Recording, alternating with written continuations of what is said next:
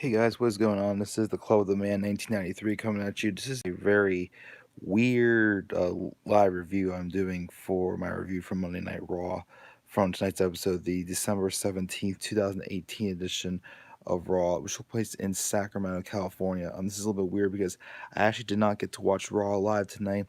I got hit with some last minute plans to spend some time with some family and whatnot. So I'm actually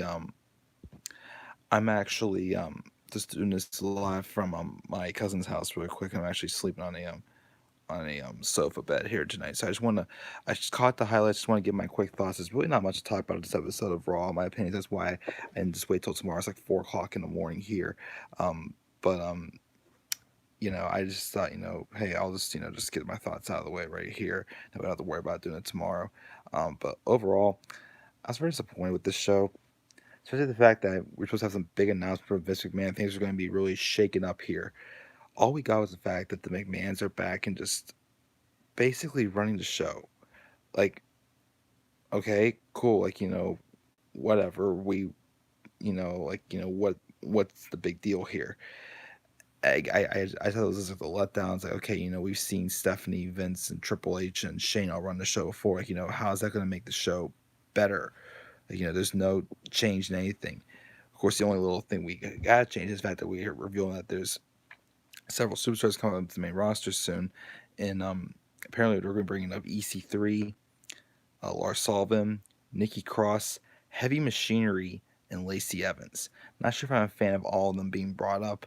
Um, I mean, Heavy Machinery, has been just more so it's been a tag team that's been there. I mean, they're entertaining, but I wouldn't say they're main roster ready. EC3 just might be one of those guys that didn't need a lot of time in developmental. I also, Lacey Evans, again, I just keep saying, not really the biggest fan of Lacey Evans yet. I mean, Nikki Cross, I'm sure, was ready. Surprised they didn't mention, well, they did mention Lars Sullivan. I'm surprised they didn't mention Aleister Black or Velveteen Dream or Undisputed Era, but I'm sure they're going to be more so of a surprise, I'd say, coming to the main roster. But WWE's made something tonight basically that, oh, we're going to have fresh new faces coming. That's not going to make a change at all whatsoever. It's not making any difference. This show just felt no different. It just proved that the WWE is just all talk, in my honest opinion. But we had Baron Corbin come out and also try to make his plea to get another chance, saying that it wasn't fair, he wasn't ready, whatnot, which is complete bull crap.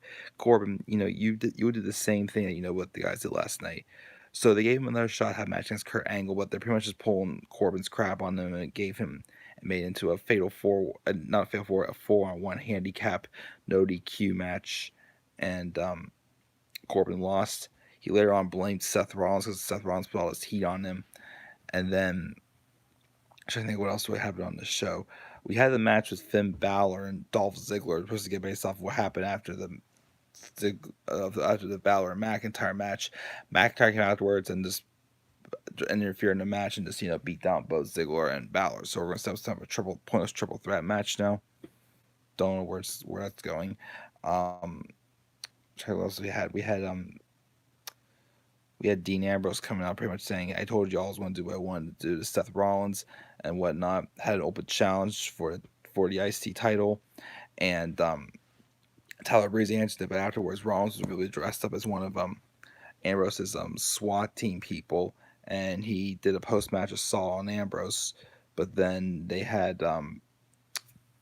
then, of course, Ambrose ran off and whatnot. So, that feud's obviously continuing. We had a segment with Bobby Lashley and Leo Rush mocking Elias, and Elias retaliated by just hitting him with the guitar. So I don't know if that's just Elias getting his compass from that guitar shot from last night, or if it was just the feud continuing. Which, dear Lord, don't let that happen. And then we had another fatal 4-way match for a number one contenders match for the tag titles, which. Isn't Oz Pain still owed a tag title? What's up, Bulleyes? Again, this is just a really brief review again of Raw. I'm not going to talk really much about it. Again, I end up spending my night at a cousin's house and whatnot.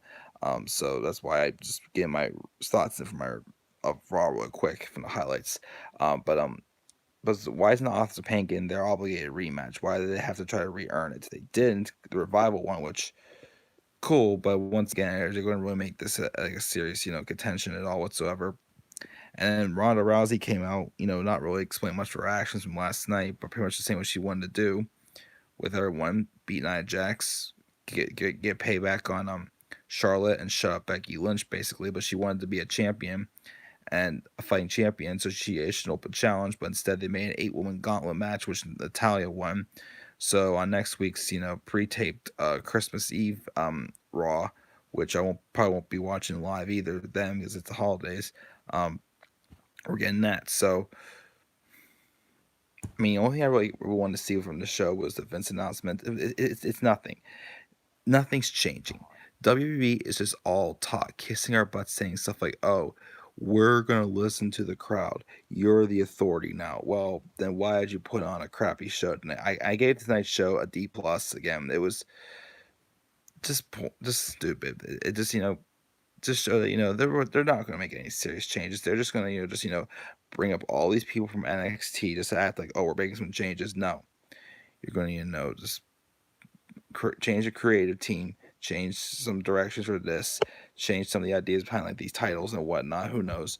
But it's just not. I saw nothing, and we just got the same exact crap we've gotten. Um, live chat. Let's see what we got here. Just got Bull by saying hello. But yeah, but that's all I've really got to say, guys. Again, I just wanted to um I just want to get my quick thoughts in there. Again, I'm sorry. Again, this is kind of happening, guys. I just got hit with some last minute plans with some family. I will be reviewing SmackDown tomorrow night after I get home from work. Yeah. So I say D plus for Raw again. Probably my shortest Raw review I'll ever do. But again, I just saw nothing with this show. Um, absolutely nothing. So yeah, guys, just give me your thoughts on Raw. Are you disappointed as well with this whole announcement and this big thing's going to shake up? McMahon's taking over. Whoop de doo. I don't care at all whatsoever. So see what happens once we get out of these now taped editions of Raw and SmackDown for the holidays and just enjoy our holiday and not so much focus so much on wrestling. So D plus for Raw tonight. What are your thoughts on Raw? Leave your thoughts down in the comment section below. And as always, be sure to click my like and subscribe to my channel and follow me on Twitter at DemandAir93. And guys, I'll see you guys tomorrow night for our live review SmackDown Live back in my bedroom. So until then, guys, have a great rest of your night and peace out, everybody.